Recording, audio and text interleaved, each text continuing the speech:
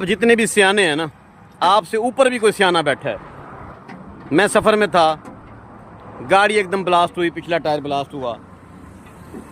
पिछले 1 घंटे से परेशान। पता है परेशानी मुझे क्या थी? परेशानी मुझे ये थी कि मुझे समझ में नहीं आ रहा था कि इसकी स्टेपनी कैसे निकलनी है।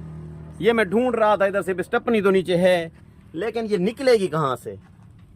उल्लू की पट्टी का ये वाला रास्ता है, ये देखा है। और ये पता है मुझे किसने आकर बताया है?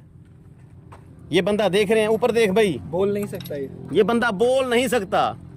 ये मेरे लिए आज फरिश्ता साबित हुआ है। कहता है ये स्टेपनी बाहर निकालने का यो रास्ता है, यो इधर से। कमाल नहीं हो गया? मैं बड़ा ज़हीन था, बड़ी मेरी तालीम थी। आज मेरी तालीम, मेरी जहानत, मेरे मुंशी BSc ज़ुआलॉजी की जहानत, हमारी चतराइयाँ सारी बढ़ गई। इस गूंगे बंदे, बहरे बंदे के आगे हमारी जो है ना ऐसी तैसी फिर गई। मैं पागल हुआ खड़ा था कि स्टेपनी कहाँ से निकलेगी। मुझे समझ नहीं आ रहा था कहाँ से निकालेंगे। गाड़ी तो ले ली, लेकिन स्टेपनी निकालना नहीं आ रहा था। इसीलिए कहते हैं कि अल्लाह ताला ने जो भी चीज़ बनाई है ना, उसका कोई मकसद ज़रूर है। आप किसी को भी अपने से कमतर मत समझा करें।